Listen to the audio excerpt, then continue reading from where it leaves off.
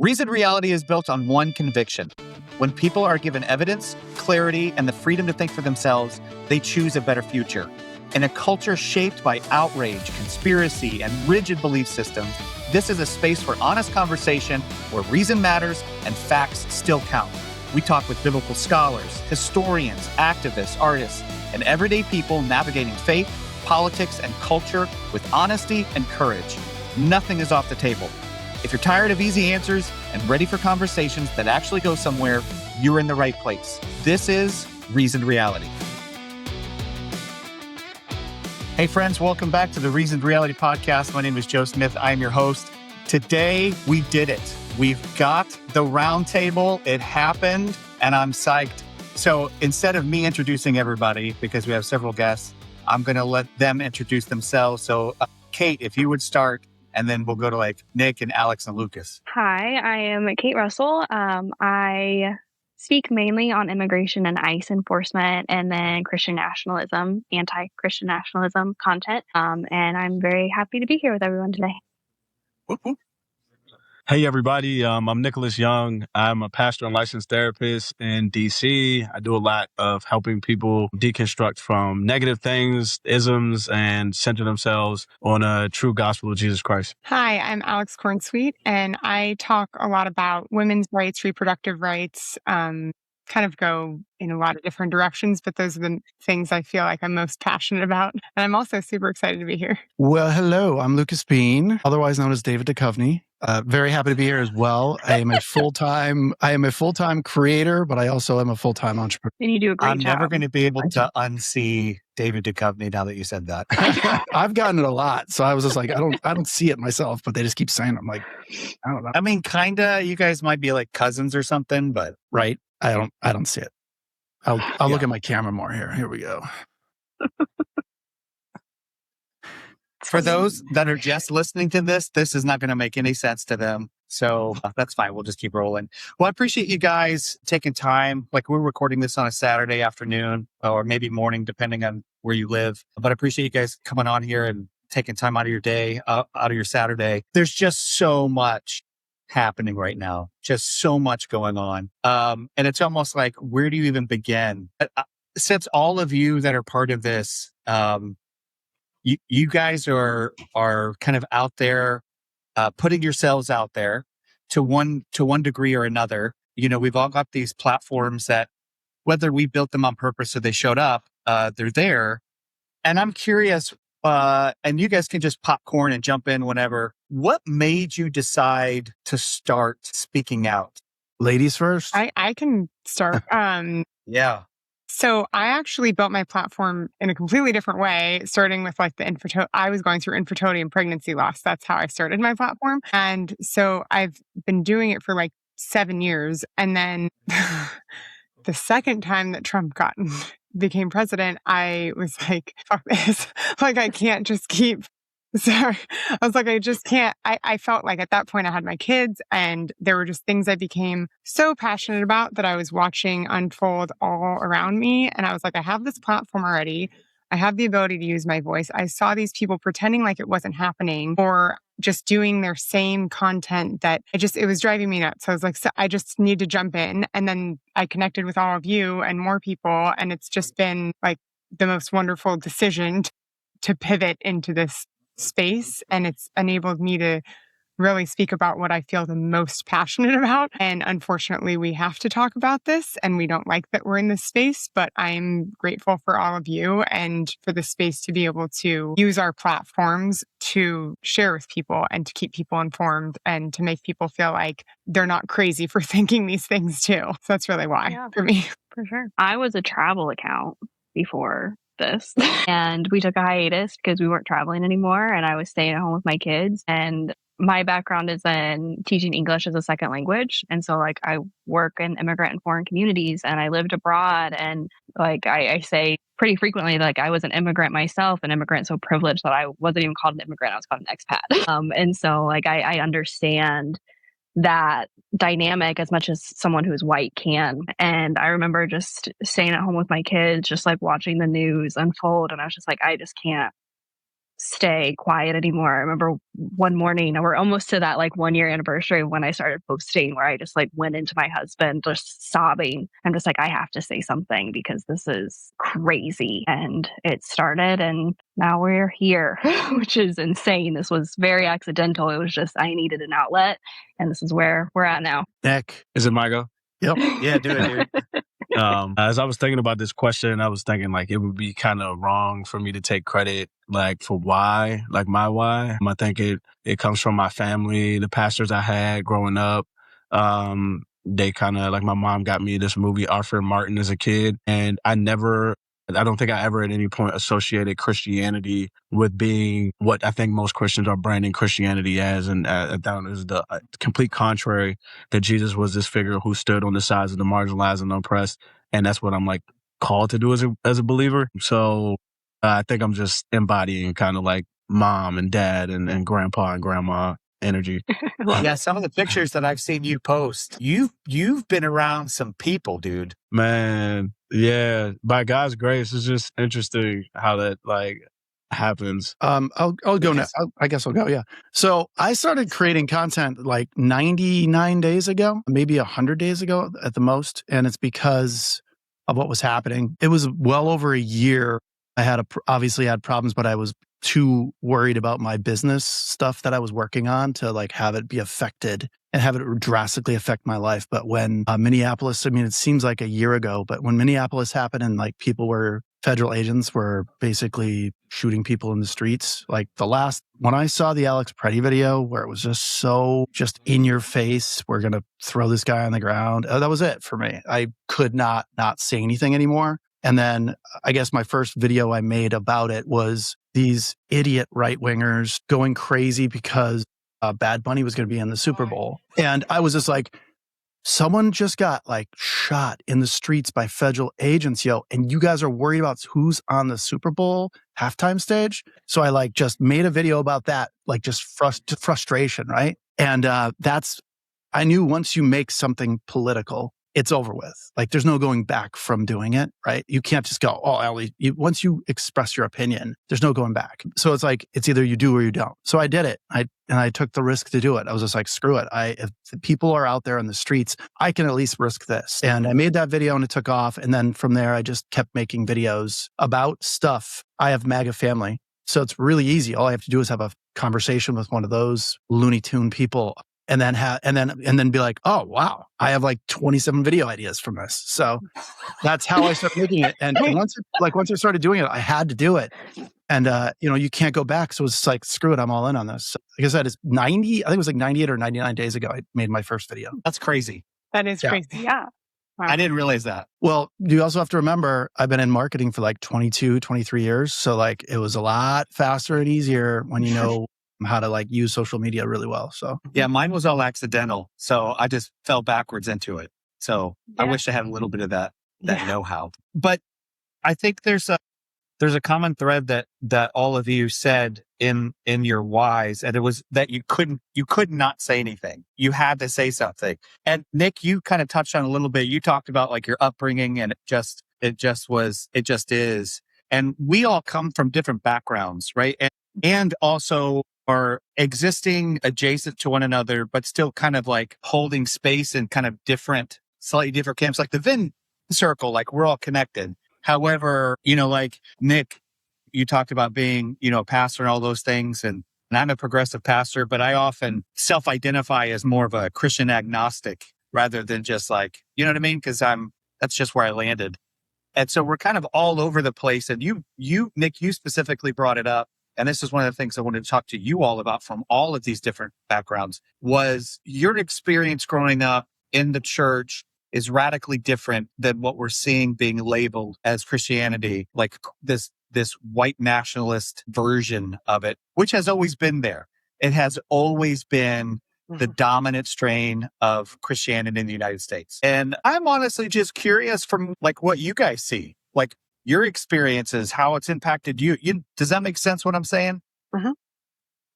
Yeah. And feel free to just jump in, whoever. Well, you addressed Nick, didn't you? Yeah. He's the one that kind of brought it up. And I was like, oh, that's good. I like that. Because we're all from different places. I don't know. I guess I'll go. I mean, it's definitely white nationalism. Here's my problem with what's going on right now, and it must really really hard for you guys, like who are pastors, because that's crazy. Christianity is being dragged through the mud. Every time I hear Christian now, here's the problem with because I understand marketing and psychology so well. When you hijack a movement with bad people, it's going to have a bad connotation to it. So now future people who call themselves Christians are all going to be labeled as Christian nationalists because the loudest people in the room, the most affected by people's lives, Christian nationalists are doing the damage right now. And the same thing goes with Republicans, by the way. You're damaging the term Republican. If anybody was ever a conservative, they're MAGA now. They're not conservative. There's no such thing as conservative anymore. MAGA, conservative equals MAGA, MAGA equals conservative, same thing with Christian. So I'm worried about the whole idea because I know I grew up in a Catholic home, very Catholic school, very, like I was a recovering Catholic since I was like 16 or something like that. Obviously I'm an atheist now, but yeah, it's really tough. It must be tough to be in that category and call yourself Christian, knowing what's being done in your name by these fanatical, crazy people that are Christian nationalists. I'm also seeing the same. So I'm Jewish. I grew up kind of in no religion. My dad's family was super Catholic, so he did not want any of that when he got out of it. Because he was it kind of was shoved down his throat when he was a kid. So I was raised with pretty much just kind of pick your own lane. And then I converted when I got married to my husband to Judaism. But I'm seeing it with I don't actually talk about the fact that I'm Jewish very much because of everything going on with Israel, because it's people are equating that with they're having trouble separating it. That you can be, so there's just so many of these things, right? So it's that's the same thing where it's I have people that I've seen people get really attacked on religion in so many ways right now and always, I think. But for that, because I mean, even my husband's very private, and which is ironic because I'm obviously not private. But no, my husband's anonymous too. So he's anonymous. He's never shown his face on my page. He's very private. And so, but with that, that's always been something that he's I think with the religious part of it, it's almost scary sometimes to admit what religion you are in so many different ways. Because what you were just saying, Lucas, even saying that you're a Christian right now, people are but what kind, right? Yeah. And so it's a very interesting, I know people that would call themselves Christians, but they're more Christian nationalists, anti-vax, MAGA, right? Mm. And I don't really consider them actually Christian then in my mind, but I don't know. This is a whole, I don't know, Nick, what has your experience been with all of this? I think you all are speaking to something I haven't been able to put language to, and it's almost a insecurity I have being in a space, not only saying I'm a Christian, but also saying I'm a pastor. And the insecurity has come from experience because that question does come up. What kind are you? And then there's expectations that I fall in line with a bunch of things I absolutely am diametrically opposed to. I do think that, Lucas, as you were saying, the term Christian is being completely co-opted. And it's almost scary. I think about how in Nazi Germany they took the swastika, which was a religious symbol, and no one remembers it for that anymore. No one. It just is a negative thing to even look at. I feel that potentially the cross is moving in that direction based on pedophiles in high places being praised and stuff like that, and that being associated with the cross of Christ. Yeah, it's unfortunate because we already had a dilemma with the cross in Catholic churches in the Boston diocese back in the early 2000s, and the Boston Globe reported on it. I think it was called Spotlight section. I think they had this Spotlight investigation section. Anyway, so there's been just a lot of it's unfortunate that all this stuff, comes down, but that Christianity / Catholicism, whatever religion it is, I think there's a pretty big issue with it now, and it's definitely been co-opted. And I definitely agree. It's starting to swasticize the cross. And it's unfortunate because not a huge fan. I've seen the cross as something that usually means helping. You see a cross and people are there to be kind and helpful and generous and all that stuff. But most recently in the last 20 years, it's kind of like a symbol of hate. And it's hey, I'm morally higher ground than you. Mm-hmm. So now I can do X, Y, or Z because morally my beliefs are better than yours. So now I'm going to push my beliefs onto yours. That's the excuse, right? It's so funny you bring that up because I literally wrote on Christian supremacy this past week, and the idea and how it translates into what you just said, Lucas, of being morally superior. And it's funny because you're talking about this idea of the cross, like you said, which is a symbol of this execution tool meant to impose, the people underneath the Roman Empire. And then it's been co-opted by the new Roman Empire and used in ways it was, how do I say this? You've got Christians operating within a system of power, co-opting symbols of oppression. Does that make sense what I'm going? It totally makes sense. Yeah. The symbol of oppression is basically like their symbol of that religion of like, hey, this guy, died for our sins, but it's also a reminder to keep stay in line, right? All these symbols are usually, especially the cross, is stay in line or this could happen to you, whether in this life or the next. So it makes me here's the thing. I'm an atheist, but that doesn't mean I don't believe in I see religion for what it is. It's a great framework for life and it's a great framework for living. And if you weren't lucky enough to have a moral compass built into you, like by your parents or just being human around other people that have moral compasses and know what's right or wrong, religion's a great starting point, right? It's like, here's the basic, don't steal things, right? Don't covet thy neighbor's stuff, don't covet thy neighbor's wife, don't do things that are basically they're going to upset your neighbor when there was no rules. There was no cops, no law enforcement to make people, stay in line, I guess, back, especially in the Roman era, there just wasn't a lot of law enforcement going on. So they were we got to use the Bible to subjugate people. So theoretically it's a tool to do the same thing right now. My life sucks, so the afterlife must be great. Mm-hmm. It's got to be great because why is it so hard? Well, that's because I'm on the path to glory in the afterlife. I don't know. It's a slippery slope, but it is definitely to me at least, it's a symbol of punishment. It's always there, standing over you that this could happen to you either now or later if you don't pray, if you don't do this. I've also found with the moral high ground, I think it goes two ways. It goes in the punishment direction of needing to conform to something because you want to get to that afterlife. I think there's part of that I don't know. But I also have found that even very early on, not early on, but when the election was happening for Trump the second time, I had a conversation with someone that would call herself a Christian that I thought was a friend of mine that I had known through infertility. And she used almost the moral high ground of, well, she refused to have a conversation with me about anything. I knew she was going to vote for Trump by what she was saying. And all of her arguments were, well, you're attacking me. You're attacking me. You're attacking my beliefs. And she was almost using the term Christianity to excuse beliefs to mean any thought that she had, even if it was racist, even if it was misogynistic, even if it was hateful. Her views on immigration were horrible. And they were there was no other way. I could not understand how she could think that and how she could believe that. And she struggled to have her kids. So I thought her views on abortion, just, all of these things.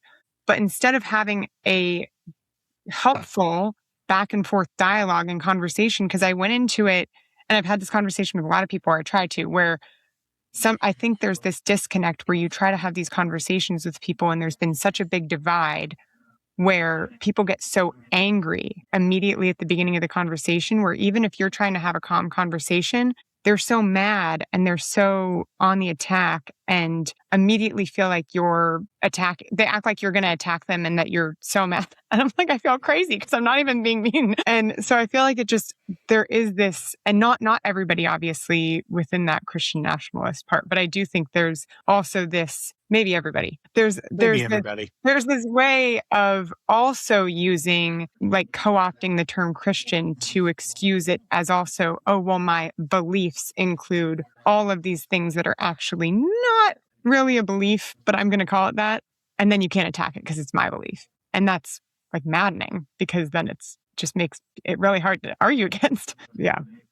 I literally have in my bio, Christianity is an excuse for cruelty, because that's what it's being used for. And it's wild. because like I was raised Christian, I identify as Christian, but like I've had a conversation with my husband of like if we weren't raised this way and raised in the faith, there's no way that we would be Christian now because of the way that it is. Like it's if I didn't know Jesus before all of this, there's no way I'd want to like part of that because this is wild what is happening. I totally agree. And you guys circled around something. Lucas, you had a great video. I think it was this morning. And you were talking about Thought like, stopping? yes. And TDS, fake news, deep state. Yes, and Alex, you touched on it. Oh, thanks. You touched on it when you were talking about your friend and they would just be like, well, you're attacking me. And it just stops. It shuts stuff down. I think all of us have, Lucas, it was crazy because I literally just had a conversation with somebody where they accused me of TDS. And it was just like, the only derangement syndrome is y'all who are, you know, I'm going to be nice. You got your head shoved up his rear. Like that's the real Trump derangement syndrome. The fact that he's a convicted sexual, you know, yes, it's sexual assault, but it only in legal terms, it's rape, a freaking pedophile. Yep. And yet you still bow before the golden statue. It's perplexing to me just because they I mean to Cate's point, like they use religion or was it Alex or Cate that just said that? I think it was Alex, right? Was it Alex? I or think Cate? we're both kind of saying it. Yeah, we're both. Yeah. Okay, sorry. No. Kate's got it in the bio. It's in my bio. Yeah. Okay. Yeah, it was in your bio. That's right. Okay. So yeah, I feel like they definitely use religion as like, if God is on my side, like who would be against us, right? Mm-hmm. It's an old phrase from like, you know, the Crusades. If God's on our side, who would be against us? So that's why they basically said like, if anybody's against us, we're going to win. Like there's no way for them to win. It's always us. But they also use like thought stopping. They use a thing called Darvo, where if you bring something up they don't want to talk about, they'll like flip it on you. And then all of a sudden you're like, wait, I was just saying this. Now you're making me feel bad. And that's a very narcissistic trait. Deny, attack, reverse. Yes. You got Victimize. Victim and oppressor. It's basically deny, attack, reverse, and then like, yes, exactly. Victim and oppressor for sure. So the problem with that is that every person who uses that usually, and this is a sweeping generalization, but are narcissistic people. And this movement attracts unintelligent, narcissistic people. And it's not like these are all people with like narcissistic personality disorder. They just really have high narcissistic traits. They can't name a Trump supporter that you know ever in your life, really like right now, that could ever admit before Trump came around, that could ever admit they were wrong about anything. There's not one I can think of ever. I've tried. I've written names down. I know thousands of Trump supporters. Just thinking. And not one of them could admit before they were Trump supporters that they were wrong ever. And now I'm like, it's just so perfectly evident that all these narcissistic type people, like they basically they were like a magnet to Trump because they saw themselves in him. And he's like obviously highly sick narcissist person. So like, oh wow, this is great. Bullies always look, and it's not even just bullies, but it's the people that are around bullies that are like standing next to a bully coming after you. Those people are attracted to bullies, right? So the people that you see in like movies, like A Christmas Story, and there's like I was literally just thinking that. Yeah, exactly. Scott Farkas, yeah. right? Scott Farkas in the movie, he's got two kids on each side of him, and as soon as what's his name? Whatever, I can't remember his name. Ralphie, thank you, Ralphie. Yeah, as soon as Ralphie comes back, like, and he like finally just had enough, those two bully kids that are next to him, they run away. That's how this works. And that's why all these people are out in force, because the main bully that's in office right now is saying like, come stand next to me. But as soon as he's gone, they're going to be like, oh, who's the next bully? There's not going to be one. No one's like him. Such a good analogy. Yeah, that is a good So I think that's it. And it kind of went back to the religion thing, but I really believe that they use religion as an excuse to hurt people. And then they go ask for forgiveness by praying or by going to a confessional. And then they go and do bad stuff again. They think they could just keep praying and getting out of trouble. And I don't know if I don't think that's a good thing. That doesn't really it doesn't coalesce with like modern democratic society, right? There's no transformation. There's no consequences, right? So yeah. Nick, I'm curious. Sorry, go ahead, Cate. Yeah, to just like add on that, like I've talked about this like with you, Joe, on other episodes, so I won't harp too much, but like I was raised independent Baptist charismatic, so very evangelicalism. And like I was raised Christians don't vote Democrat. And so I know that that's how a lot of churches and how a lot of congregations are also taught. And so it's not something that you know until like you know it. Like it's not something that you realize when you're in it because everyone is thinking that way. Like I didn't vote Democrat for the longest time when I could vote because that's not how I was raised to. And so that wasn't until like I had enough life experience to be like, this is not right. And that's how a lot of evangelicalism is. It's you just don't know it until you know it. Nick, I wanted to ask you, I totally agree. Oh, sorry, Alex. Go ahead. Jump in. No. I was Okay. just going to say the following thing is another one, like what Cate just said. It's like, I think there's a combination of what Lucas and Cate just said, just made me think of, I think there's leaders in it that are like the narcissistic, can't admit they were wrong people. And then there's a bunch of followers that don't think for themselves. And they're just like what, oh, leader's gone. Who's the next leader? Who's like, they just never think. That made me think of Mean Girls, like just replacing them and just finding the next one because Trump is like a mean girl too. Yeah, like if Christians don't ever vote Democrat, then the Republicans are who God has chosen. Yeah, like this is where you fall in line. This is the one. So this is I'm the just gonna one. follow Yeah, along and do that. It doesn't matter who they are. They're the person we're supposed to vote for. That's just what made me think of. But sorry, go ahead, Joe. No, that's so funny you brought that up because I'm thinking about there's a particular person in my life that I have kept contact with that is hardcore MAGA and is a white Christian nationalist, even though he would not describe himself that way. And anytime we have a conversation about this, and I will show him facts about things, this is how so far in his bubble, this is how much in the bubble he is, that I can remember talking to him about Fox News settling out of court for lying, paying almost $1 billion, and he didn't know it. Yeah. I talked to my grandparents about that, and they're like, what? Didn't know it. And all they do is watch Fox. I had to show it to him. That's right, because they're the only ones that talk about truth. I had to physically show him article after article after article that Fox News lied to him. And he's still, well, I don't feel that way. I don't feel like they're and that's literally his response is always like, well, I don't think so, or I don't feel that way. And I just, bro, I thought you guys were facts over feelings. So what are you doing? Everything's a projection with them, though. Facts over feelings is just means they know we have facts over feelings. Actually, they don't. Everything is a projection. Yeah, it really is. Everything they do. It's sad every accusation is a projection. Everything is a projection. Yeah, Nick, I wanted to. We're doing it again. No. Well, this was going to happen. This is a whole roundtable, so it's what happens. Alex, go. No, when you raise our hand. When you said the person, that conversation that you're having with someone that you still have in your life, Joe, that's like very MAGA and Trump. I have a lot of family members that are very MAGA and very and they just refuse to talk about it. It's like they will not. I am extremely public with how I feel. There's no way they don't know.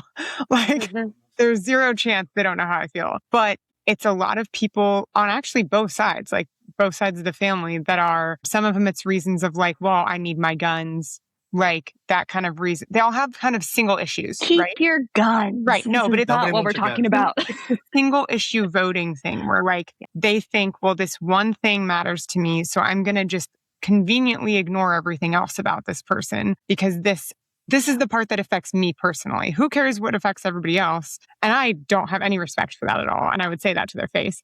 But I think the problem is they won't let me because if we tried to have a conversation about it, they would just shut it down. They just will not talk about it because they know that I disagree with them and they have absolutely nothing to say to me that would prove their point. But they just refuse to talk about it. And so, and like you said, Joe, I can literally give them all of the facts, all of the research, all of the information, and they're still agree to disagree. I'm like, that's not where we are now. That's not what this is. So yeah, it's really frustrating. It's that narcissism that Lucas was talking about. Yeah. That pride. Nick, I wanted to ask you, because you straddle that fence of pastor, but also, did you say therapist or psychiatrist? I couldn't remember what you therapist. said. Yeah. Okay. So you kind of straddle that fence of faith, but also then mental health. And I'm curious your take on a lot of the stuff that we've been talking about, specifically something that Lucas had brought up earlier, talking about how using Christianity as cruelty, I can go get forgiveness and then I can go be cruel again and then go get forgiveness. I'm curious your thoughts on kind of that phenomenon that we're seeing. Yeah, everybody's saying a lot of stuff that's bringing things up for me. If you don't mind, I'd like to talk about something Alex said earlier. Do it. And that was just the ways in which if God told me something, it's that and period. And so if I was socialized by my church to believe Republicans don't vote Democrat, then that's just what it is. And this conversation is producing more questions for me about the utility of religion in of itself. Also, what would be an alternative for masses? And I know we have different nations that are either they don't have theistic religions and whatnot. But you just the MAGA people I know, they're not convincible. They're not coming to the other side at all. They're right. God told them X, Y, and Z, and they're not going to listen. Like, it's just, there's really no amount of conversation. I'm sorry, I have a cold, so I'm going to blow my nose for a second, but there's no amount of conversation that I can have with these people. Yeah. Well, let me ask you this. Let me toss this out to you, because one of the conversations that I had this week with the group that I'm part of, we're talking about the manosphere, and it's adjacent to this whole MAGA movement, kind of helps prop it up. And these on-ramps for these young men that the manosphere, the red pill culture kind of produces. And we were kind of talking about, what causes somebody to want to be part of that? What are the things that kind of on-ramp teens and young men into this culture? And then if you add in what Nick just said, that it creates a mindset that you can't argue, then how do we move forward? Do we just brush them all off? Or do we, you know what I mean? How do we move past this? Yeah, I was actually having a conversation with someone in person recently about this, which it's nice to find like friends that you realize are safe to talk to. There's quite a few. I live in quite a MAGA heavy area, unfortunately. I'm in Kansas. Yeah, the thing is, I'm in California, so not a lot of California, but like the specific city that I'm in, it's just like there were people walking around with the hats, during the thing. There were people with there were Trump signs, and I was immediately like, well, nope, not anymore. I thought that person surprised me. But yeah, I do think it's like this division, right? And so I was having a conversation with someone, and one of the things we were talking about was just trying to gather more in person with other people and finding smaller groups to have the conversations with, where like the person, it doesn't feel like you're on the attack and trying to have kind of the open conversations. However, it is really hard to do that because some people just refuse, like I was saying about family, but all of us have expressed this, that there's just this, even if you try to have a conversation in person with people that you inherently disagree with, the things you're disagreeing with when they're about like pedophiles is really difficult to get past, because it's just really hard to understand any justification for that. And like, I have 3 boys, so they're younger, and Cate, you have boys too, right? I have 2 boys. Yeah. So I am very committed to making sure they do not become those types of men, And so it's like my small thing I can do is make sure my own children don't become men like that, and then hope that they influence their other friends to not be men like that. Mm-hmm. And I think that's kind of the most impact I can have, because I'm their mom and I already see it with my 9-year-old, and it makes me extremely proud. Like, he shows his emotion. He tells people he goes to therapy. Like, he talks to his friends about things that are feelings, and I love it and I want it to continue. And I think that, at least for me right now, that's like the biggest impact I can have is on my children, and then on hopefully their friends and their peers, and raising them to be leaders that also push back, like having conversations about if someone's doing something, don't just laugh at the locker room joke. Say something, speak up, even if it's uncomfortable, right? And so I do think, I don't know what to do about people in our current generation, but I'm trying to help for the next one. So I think that's kind of, yeah. My son said something yesterday that surprised me. He's almost 5. He'll be 5 in a couple months. And so like, we don't talk to him a lot about like heavier things. Like he's 5, not even. But yesterday we were just watching TV. I think we were watching SpongeBob, and randomly he just like looks over at me and says, "Some people have 2 moms." I'm like, "Yeah, you're right. They do." Never talked to this kid at all about that. And I was like, "Yeah, where did you like hear that?" And he says, "At Target, there was a picture." I'm like, "Okay, but yes, you're right." And so then we like had a conversation about how some people have 2 moms and some people have 1 mom and some have 2 dads and some have like a mom and a dad like me and you do. And so it was just like, it's not like people are taught hate. Like this was never even a thing. It's just like some people have 2 moms. It's like, I think it's the everyday conversations too, because like my second son was born via surrogacy because I wasn't able to carry him. And that has actually opened up the conversation to even like I have 4, 5, and 9-year-old boys, but my 5-year-old was like, he realized that someone else helped carry him into this world. So then that opened up the conversation of like, everybody doesn't have children in the same way. People deserve rights. Like people deserve access to having kids in whatever way that they need them. And people deserve access to that. Right. And so I think it kind of enables like everyday experiences that we've had in our family, enables me to have those conversations with them one-on-one. And then, like you said, Cate, then they go into the situations where they're like not as judging. And it just doesn't start with it. But then, there's the people that concern me are the people who have the parents that are the MAGA and Christian nationalist parents who are passing it on to then their kids, which then it's like, okay, teaching like our kids and that generation to not just blindly accept that, right? And to push back on it and to try to have those conversations right away. And like from the misogynistic standpoint of not just laughing at things or not just accepting things or, I'm the only girl in our house. Like I have 3 boys, I have a husband, and we have a boy dog. The dog's a boy too. Yeah, my dog's a boy too. So I'm like, I'm the only girl in the house. But I think with that though, it's also them seeing like, okay, this is what it can, like, I'm not just, I am at home with them, but I also work from home. And I also don't just like stand in the kitchen and only do that all day, right? It's like, I love cooking, I love baking, but that's not my whole personality, right? So it's like, but I do think having the conversations and figuring out something I would really love to figure out, and I don't know if we can, is how to have conversations with people in our own generation and the generations above us to try to break down these barriers of just the people who refuse to talk or change their mind, or they act like we're being stubborn and we're not changing our mind as if what we're talking about isn't the ethical part, right? They just act like it's another opinion, that it has nothing to do with anything that's good or right. Yeah. Lucas, Nick, thoughts? You guys are kind of in that psychiatrist therapist lane.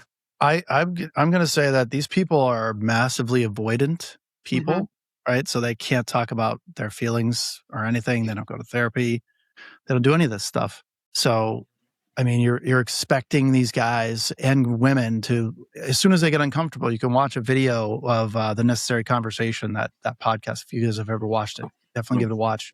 You could see this Mary Lou lady that's in it. And as soon as she gets uncomfortable with a topic, she looks away, she looks down, she starts humming out loud. Why the guy's talking? It's like, wait, why are you humming right now? Like you're literally starts saying like doing weird things. And it's like, she's so avoidant of her feelings that she was told and taught from like a very young child. Also a husband she married taught, hey, I don't care about your feelings. Push your feelings down. They're not acceptable. And if it's uncomfortable, she just wants to avoid them. And it's just so obvious every single time. So like you're talking about like avoided people. How do you get them to change? And they're black and white thinkers. So if they don't like what you have to say, they're going to say no. And of course, there's like lots of psychology of like why that happens. But the basic is you have an avoidant person who's high in narcissism, right? On top of which correlates to black and white thinking. And if they hear something they don't want to hear, they just want to walk away. You're never going to capture them. The only way to really get people out of a cult and like this, or get avoidant people to change, is to like isolate them away from the things that are reinforcing their beliefs. A 60-day purge of internet news and MAGA friends. And that is the only way you could like pop some of these people out of the cult / avoidant dynamic. I mean, that's just my take. I don't even know if that's real. I don't even know if 60 days will work. I think it will, though, just because I've seen people snap out of it after even being just 2-3 weeks. And I've read studies where 30 days of people watching not Fox News, but watching CNN instead and getting paid to do it, they started to critically think in that 30 days. I don't remember where I saw that at, but I did. I made a video about that, yeah. Was it you? I made a video about it, yeah. After you did that, I went and found what you were talking about. It was totally fascinating, but it makes total sense. Yeah, it's propaganda. Yeah, I think as a nation, but I mean, hesitate to say that because fascism is taking roots across the world right now. And I think beyond that, from a psychological perspective, is this deep desire for power and coupled with a fear of the other. I think what Alex and Cate were just talking about in terms of community, we know research shows that some of these ridiculous belief systems dissipate as you are in community with people who would otherwise be deemed as other. I don't know how people who have this strong obsession with power are humbled. Historically, that tends to happen when bad things happen, and I'm not an advocate for bad things, but I genuinely don't know. And I'm thinking about voting rights are being taken from Black and brown communities, and what does it look like when you have fascists in the Congress and in the White House and on the Supreme Court? What will this country actually go to? This guy I was just with, I do some military adjacent work, and he was telling me that people are saying repeal the 20th century. This is women being able to vote. This is the civil rights of every marginalized identity. Like, repeal the 20th century is something people are boldly saying in MAGA. And I just don't know what their incentive would be. I'm curious. I have more questions than things to actually say as we talk as to what would convince somebody. And historically, the only thing that tends to stop people who are evil or want to be evil is war and famine and feast and complete destruction, and then they give up. I legitimately thought you misspoke by saying repeal the 20th century. No, I've heard that too. I've heard that from MAGA people too. Yeah, isn't that crazy? I have not heard that. That's crazy. I haven't either. I haven't heard that phrase, but it makes sense because I've heard all the pieces of it. Like, the voting. It all adds up. Yeah. It all adds up. That's wild. Okay. Nick, you're right. That's a real idea. Thank you, Nick. Nick, you're really, it's very, what you just said about fascism and stuff like that, where obviously fascism is definitely taking root in authoritarianism. I hate the word authoritarianism because it doesn't have teeth. I mean, it doesn't really mean a lot to people, right? But fascism definitely does. We can point back to exactly where and when it happened. We can point back to who invented it, you know what I mean? Like, at the end of the day. And it definitely is. And there's no way that you're right. Fascists have never really been removed from office without violence. It's just a true thing. Usually that's what happens. I mean, we didn't, send a strongly worded email to, Adolf, right? We actually didn't we didn't have a peaceful protest in Italy when Mussolini was in charge, right? Like that, it just doesn't work for these people. Fascism builds its power on extreme violence, right? Extreme violence. That's what they're known for. That's what fascism is actually, is we will just be violent to anybody who bothers us. We'll send people to disappear them. We'll fight them, anything. We have teams of people. I don't know if I'm allowed to say Nazi, but I'm going to say Nazis Adolf hired people out of prisons, and, people who were convicted, horrible people in prisons, and put them in brown shirts and made them into their goon squad that would go and beat up people at polling places and paid them to do it. So these people had no career prospects because they were already convicted criminals. So yeah, I mean, fascism is like basically crime is legal as long as they are in power, right? They will forgive crime as long as you do crime in their name. Mm-hmm. And that is the dangerous part of fascism. It allows people to go and experiment with the darkest parts of their human nature of what they want to do to other people. So like, let's just say they have like some secret, I really wanted to like just push that person. so annoying. I just wanted to push him into push him onto the ground and laugh at him. Now they're doing that. And it's somehow legitimately okay because no one's telling him it's not okay. It's also And translating. Us normal people aren't doing anything. Just we're allowing the social contract to break, and then we're not checking people. By the way, I'm not saying us in general, exactly us. But people in general are not pushing back on the social contract of living in a civilized society. We're letting these people say stuff in public, and we're not ganging up on them to say that's not acceptable anymore. We just try. We all go away our separate ways. Oh, I just want to get away from that guy and leave. No, we should kind of in a way encircle them and be like, hey, not okay, dude. It's not okay. There's no accountability. I also think, oh, sorry.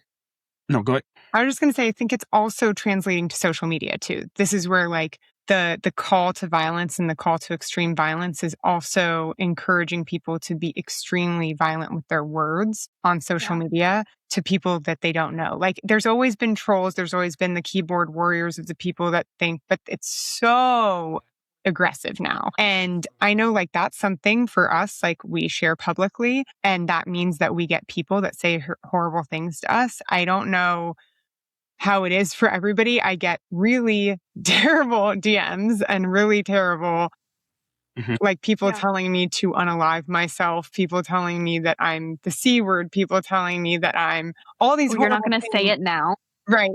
All these terrible things though. But it's I think that it's giving them this power of not only they feel comfortable doing that in person, they definitely feel comfortable doing it anonymously behind their account. Absolutely. And it's the problem. I love the power. I think social media can be used for good, but it also can be not used for good. And I think that part of the problem is people get their algorithm, they see what they want to see. You don't really have control over that. And then people are also they're being encouraged to do this. You report them and nothing happens. 99% of the time, nothing happens. Even if they say really terrible things, nothing happens. They keep their account, they keep doing it. You can block them, but they're going to go do it to someone else. But then, people are doing it in person. So of course it's definitely the fault. I've had someone say that I should be Renee Good. They used it as a verb. And the only way, report it and nothing happens, the only way is to mass report an account anymore.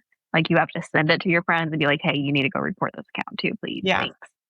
Does it work? Because I could tell you, I had people mass report things about my stuff and it doesn't get taken down. So never. I mean, it's not foolproof, but I've seen a few accounts get taken down with mass reporting. Nick, oh, sorry. Good. Yeah, Nick. No, I think, and as I listen to us and as I said what I said, a part of me is unfortunately a little hopeful in fascism's inability to really do its big one in the United States and the way maybe it did in Nazi Germany. And I'm saying that because America from its inception has always been a tale of two stories. And I think that the people who are in leadership now are a representation of something that's always been there.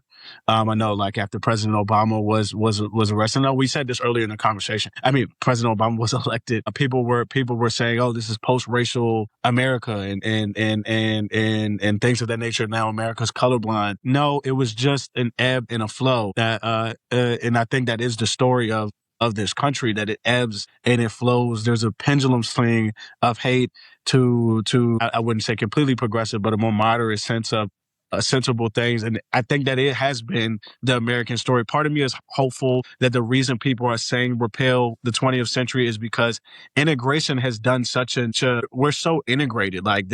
You can't take away voting rights from women because so many women work in intelligence agencies, and work in the Secret Service and work, you're surrounded by women, you're surrounded by Black people, you're surrounded by Latinos, you're surrounded, you actually are. And that's why you want to repeal it. But I hope that we are too integrated into the system for anything to actually take the same type of roots that we saw in other places in history. When I think about our current president, I think about Andrew Jackson. I mean, I went to George Washington's house the other day, And there was a surgeon actor, and he was talking about, like, he said, like, hey, does anybody believe George Washington had wooden, and, you know, it was a bunch of kids, and me and the person I was dating at the time was there. And no, he got teeth from slaves. Our first president took teeth from humans and put them in his mouth. And that's what we hail and put next to pictures of Jesus Christ. So I think we've always been in this tension of deplorable behaviors and people who see this as a world where all God's children deserve life, liberty, and the pursuit of happiness. I'm so glad you said that. That sets up what I wanted to talk about next. And I want to honor everybody's time. So if anybody's got a hard stop, that's totally fine. But this idea of fascism and tied with religion. So, I mean, obviously we're seeing that left and right, but I don't know that we are seeing it just so exposed as we are currently. So, like, I wrote this down that the Supreme Court rejected Virginia's bid to restore the congressional maps. So the Supreme Court said, Virginia, you can't do this. Texas, you're fine. Florida, you're fine. Even though here in the state of Florida, it's literally breaks our own state constitution that the amendments that we voted on in 2010. This weekend, tomorrow, we're recording this on a Saturday on May 16th.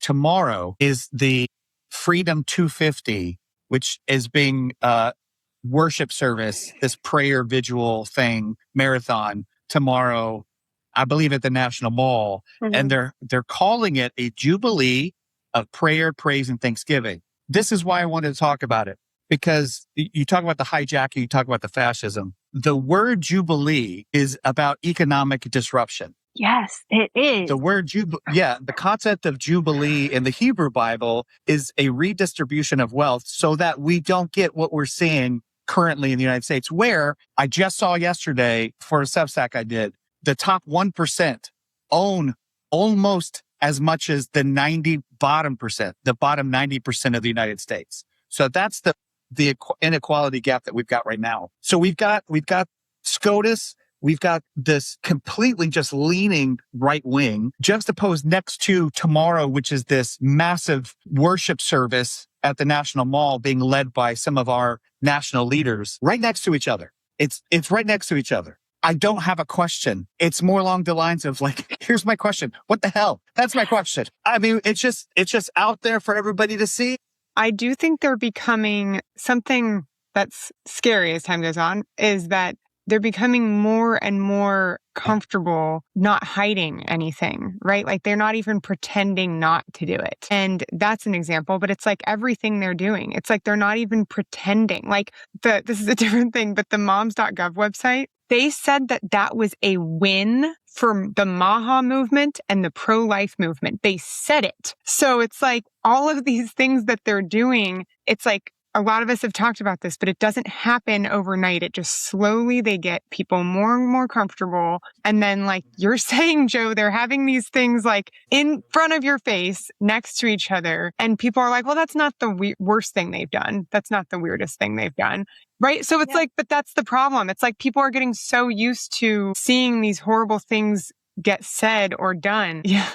Then it just becomes normalized, which is not what we want. And so it's just more of the hypocrisy. Like, they're calling it Jubilee. Jubilee is biblical. It's 50 years, right? Every 50 years, loans, debt gets stripped away. So you don't have generational inequality. And it's like, you tell that to someone who's MAGA and they're like, oh, that's communism. That's socialist. We don't do that. And it's like, that's biblical. Isn't that what you say? Like, it's you're Bible believing, right? Yeah. It's funny how quickly biblical literalism falls apart when you're not talking about sexuality and you start talking about economics. Yeah. And then all of a sudden it's like, whoa. Well. Yeah. The hypocrisy is what eats on me the most. And I mean, that's a clear as day example to me. They don't care that you call them hypocritical, which is obvious, right?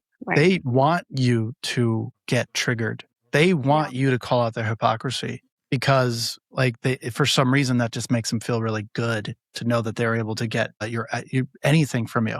The other part of it, you guys were talking about, like, this whole religious thing, and they're doing all this stuff, like, out in the open. It's very much like when you do Christian nationalism. I mean, Christian nationalism is like fascism.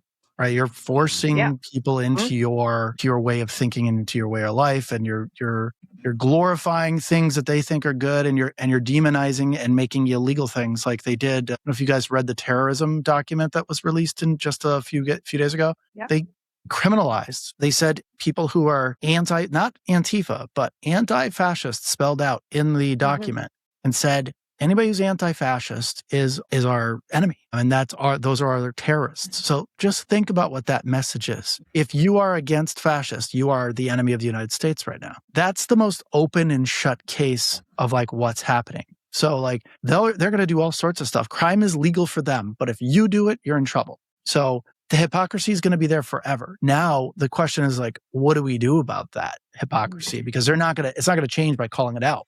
We could go on the news on MS Now or CNN and call out the hypocrisy, but do you notice how much that's actually doing? Like nothing. It's just reminding people of like what's happening, but it's not.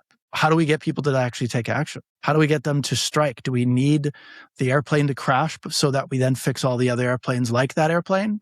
Because that's what we do in America, and that's what we do in the world. We wait for the plane to crash and then go, oh, okay, I guess it was just a one-off, and then another airplane crashes in the same type of airplane crash. You're like, okay, I guess we got to look at these airplanes now. And then they find some fault with the airplanes. They're like, oh, well, we lost, hundreds of people, but at least we fixed the airplane. Well, why didn't you fix it beforehand? Like, you know what I mean? Like, why didn't you test it enough? In this case, we have a test of like what's happening. And because no one's taking action, like physically, we have no senator that goes out sitting on the Lincoln Memorial and going, hey, time to strike. Come listen to my speech, and have like over and over and over people coming up to speak and rail against what's happening. That is a way to get people on side to realize how bad this is. During the Vietnam War, we had protests where that national mall there was filled with people all the time protesting the Vietnam War. You cannot say you didn't see or didn't know about the protests to the Vietnam War back then. They were just everywhere. And the people that don't know history is a problem. Like a lot of people don't remember this stuff and don't even like think about it anymore. But we have to take into account, like, how do we make this happen? What do we do for change to actually make it happen? Because we can call out hypocrisy left, right, and center, but we don't do anything about it. It's just we're not going to do anything. And like I said, I think it's really on our people in charge, like, Cory Booker, people like him to go out and get uncomfortable. Go raise good trouble. What happened to the good trouble guys? I thought he was like, oh, let's go get into some good trouble. Okay, well, go do that, Cory. Like, go do that. Yeah. These people are not going in to get into good trouble. I feel like I'm making myself more of a target to this regime than our senators and our Congress people are. And that's not good. Yeah. No, I mean, even like there are people who, like Amanda, who runs the Cats on the Couch. Cats, is that? Cats on the Couch. Yeah, Cats. She currently has been talking about how she was turned away from going to see JD Vance because of her political affiliation and because of her page. And she's suing. I know, I saw that. But it's like literally like people like her are a bigger target than people like us talking about it than the people who actually have more or supposedly more power to talk, and the senators. And I think this is something that I've talked to people about just even off social media, but just the fact that it's like they're cowards. Like they just refuse to actually do anything about it. And they'll say they're going to do something, or it's become more popular for representatives to have social media accounts, and there are a lot of talk and zero action. And I don't have respect for that at all. And I know, and they're more concerned about potentially getting reelected or doing something that harms them personally than actually doing what's in the best for their constituents. And I don't have any respect for that at all. So, and I just, yeah. It's a tough gig. It's a tough gig to get these guys to work and to take action. I don't know. If I was a senator or a representative, I would be in the National Mall I'd be rallying people up. I wouldn't care. Like, I'm not going to go and spend 25 hours talking on the Senate floor just to get like TikTok moments in my name in the Guinness Book of World Record. Like, that didn't really do much for me. I was like, oh, that's cool. He's going to make it so that racist guy doesn't get listed ever again. But no one even knew that record existed anyway. Like, okay, cool, dude. I'm glad you got a personal best, right? I'm glad you went from 5 miles to 6 miles today. Awesome. It is Can you really, go it is and like, really about them. A lot of yeah, times they're doing things that are TikTok so moments. performative. It's so performative. And they're like, look, I'm doing this for everybody else. Like, no, you're not. You're doing it for yourself. You're doing it because it's making you temporarily seem like you look better, but you're not actually making any lasting change with that stunt, right? And then, like, there's just, and I don't, it's very infuriating that the people that supposedly are against Trump and MAGA that are also in office that refuse to do anything that makes them uncomfortable. And it's like, I know that historically there were times where they could just stay comfortable in certain things, but now's not that time. So Right. they have to get uncomfortable because nobody else is going to do anything. Also, we all talk about it, but a lot of people feel like, well, if my representative isn't even talking about this, if my representative isn't even doing anything, a lot of people don't even know who their representative is. And so they're like, they don't even see them. They don't talk to them. They have no idea who they are. And then we see people who are, performative, saying they're going to do things through social media, making these comments. Things will come out. I'm on Threads a lot. I'll see these representatives going, I can't believe this happened. And the comments are like, then do something about it. Like, you're not doing anything about it. So, and we're all frustrated because we use our voices as much as we can, and we like do things in person and online. But the people that really have the power to do a lot about it are doing nothing about it. Yeah. I feel like so many of our representatives like forget that they work for us. Yeah. And a lot of people do too. Our representatives are there because we put them there, and they're there to literally represent us. They're called representatives. Like, it's in the name. And so I'm going to ask a question. How do you guys feel with Hawaii, with their putting in a bill about Citizens United? Like, do you think that will actually like wake our representatives up to be like, hey, you don't work for corporations, you work for people? And so, like, it makes me excited, but I want to hear what you guys think. So there's my question. I hope so. Yeah. I hope so. You do see individuals like here in Florida. I don't know if you all saw State Representative Angie Nixon. She's making big waves because when they were trying to redistrict everything, she interrupted the session on the floor with a bullhorn, screaming that this was unconstitutional. Mm-hmm. And they censured her yesterday. So there was a big protest at the Capitol. She was escorted out. They ended up not arresting them. I see things like the Hawaii thing, and then you've got the Tennessee 3, right, that are still out there. Like Angie Nixon here and Chevron Jones here in the state of Florida, and there are others. Ana Escamani is another one. But it's just like, how far will that go when you have? And maybe this is a little pessimistic, but how far will that go when you do have the Hakeem Jeffers and the Chuck Schumers and the Nancy Pelosi's at the top of the party that are just, they're in the same pocket. Yeah. They're being paid by the same groups and the same people. I think you're never going to get the money out of politics. So it's unfortunate. Citizens United, where it makes, super PACs and all these other big unlimited spending categories, is obviously really bad. But like, once it's there, how do you get it out? It's like saying, hey, I just got electricity to my house. You're going to have to leave. You're sorry, we're going to remove electricity. People are going to be like, I'm not removing electricity from my, what are you, crazy? Like, you're not removing electricity from my house. Buzz off, buddy. Once you get used to it, you're not ever, and especially people are getting rich from it, right? So at the end of the day, instead of like $100,000 kickback, they're getting, a $10 million kickback or whatever it is. Good luck trying to get that done, right? It's just not going to, I don't think it's going to happen. Would it be in a perfect utopian world that be removed? Of course. But what do you guys think the likelihood is, though? You know what I mean? Like, we can rail about it like crazy. Yeah. I'm going to be optimistic about it, Lucas. Well, you should waste your, I'm a very optimistic person, but I don't want to waste my optimism on something that's like, kind of like the Wall Street, the whole, what was it, Occupy Wall Street thing? Oh, yeah. Occupy Wall Street, I'm going to say, was not a successful movement. And I'm going to say that was a waste of time and waste of optimism, that things were going to change. And what's going to happen here is like 10 times worse, because the more you push back, it's how can we leverage that and lie, if we have to get these people on our side, because we're going to do the things that they want done as well, get into power, and then say, nah, we just changed our mind, right? That's the game we have to play right now, because they're not honest. You're playing a game against people who have no rules, yet we're all showing up with rules, and that makes no sense. And when you do that, we're also being, to a point earlier, but I think it also rings clear now, is we are being, how do I say it? The term is escaping me, but it's basically like we're being okay with people who are not okay with other people. We're being tolerant of intolerance, right? So when you call intolerance out, doesn't matter in what form the intolerance is, they flip it around and say free speech. And that's because we're good people. We allow free speech. We should not allow 100%. I think free speech has a limit.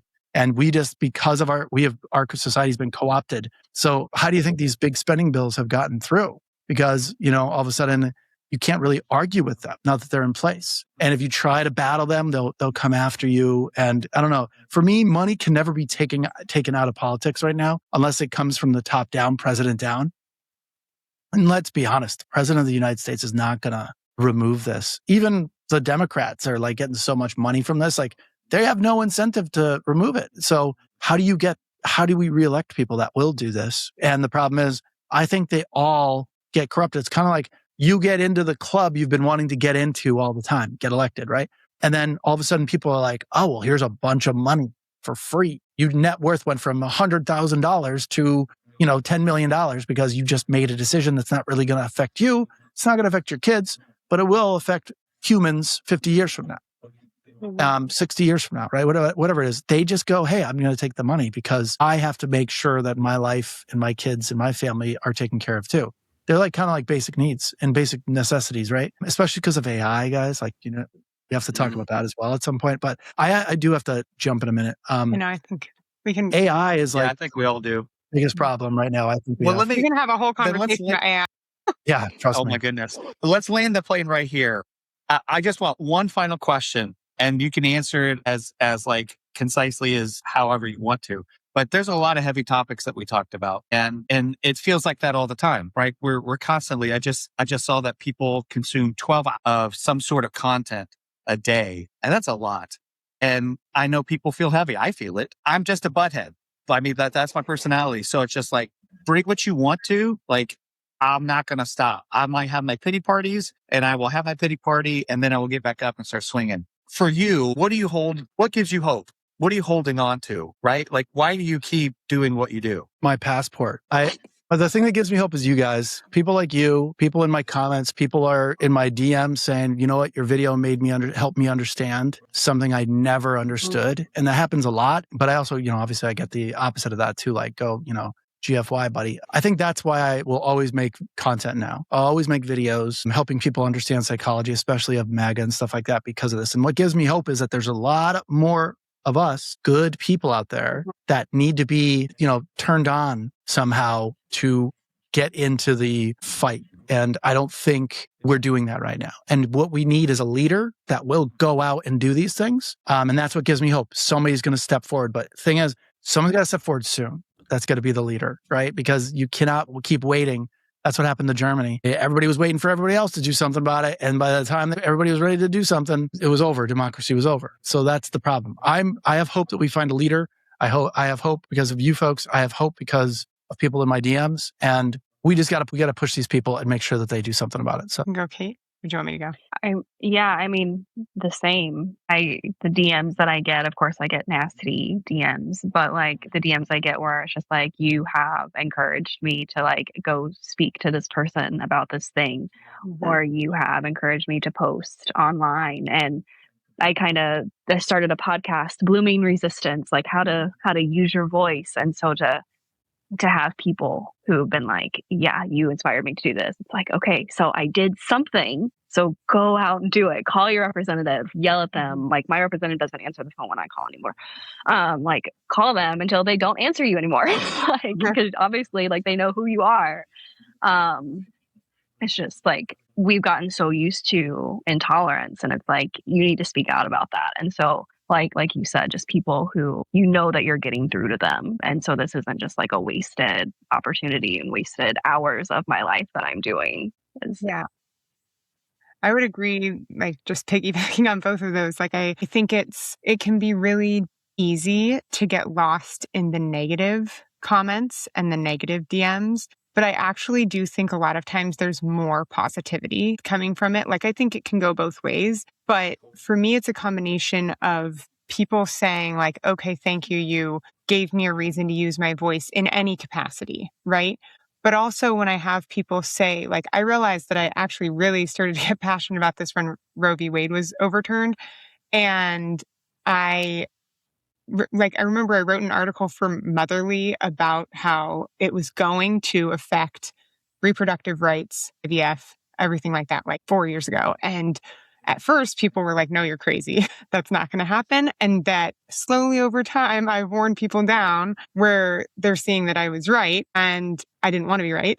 But I think that having people who either decide to speak up and use their own platforms and not stay quiet anymore, or individuals who just decide to get involved locally, or people who just send you that message that says like, okay, either I didn't see it this way before, or thank you, I was too afraid to say something, but I realized it's actually really important for me to speak up, those types of things. And I was actually at an in-person conference with a bunch of moms, and I had multiple moms be like, I love what you talk about. I love your content. And I was like, oh, okay, because I was kind of nervous going in. Like, I didn't know how everyone was going to take it because a lot of them just talk about like a lot of fluffy things. And so I've seen a lot of people just anytime I see like if I can impact one person to start speaking up more, I'll keep doing it, And also when we have our group chats with us and then the other people that we talk to that also share content, that lifts me up every single day. Because I just see like everybody's talking about their own things. We all kind of have our own angles that we go about things, but just like lifting each other up, seeing what everybody's talking about. There will be days when we're like, oh, I don't know what to talk about, or everything feels so heavy, or I'm so overwhelmed. But then I see like one of your guys' videos or one of your content, and I'm like, okay, nope, we got this. Like, pick it back up, right? So I think leaning on each other too helps significantly. Just continuing to speak. Yeah, I've met some of my favorite people since I started. Same. Posting. Yeah. I'm like, I have a bunch of new best friends. It's great. Like, I've never met you. I don't know you like in real life, but like you're my best friend. Yeah. I love it. That's awesome. I love everything that you guys just said. I think that speaks to the power of community. I also think that speaks to the power of what we're trying to do with this like reasoned reality thing. That's why we say at the end of every podcast, you might be the only voice of reason that somebody hears. So don't be afraid to use it, because you guys modeled that so well that you just decided that I can't stop. I have to say something. And then you give permission to other people. So for all of you that are listening or watching this, realize the fact that your voice has power too. Like everybody, you have this sphere of influence that we will never reach. And you have the ability to do the exact same thing. And you never know. Something you say might resonate with somebody that literally changes how they see everything. So yeah, thank you guys very much for all that you do, all the content that you put out there, all of the things that we talked about today and the time. I want to encourage you, if you're watching or listening, to make sure that you go to the show notes. And if you're not following these people and the stuff that they're talking about, I highly encourage you to do that. Thanks again, everybody. If you're wanting to support the work here at Reasoned Reality, the best way that you can do that is to subscribe, follow, share the content. If it makes an impact with you, it's going to make an impact with somebody else. And that's really the easiest way, the most impactful way for you to do that. All right, everybody. Thanks for following along. I hope that wherever you are finding yourself today, that you're having the exact day that you need. And just like I said earlier, you might be the only voice of reason that somebody hears today. So don't be afraid to use it. All right, friends, until next time.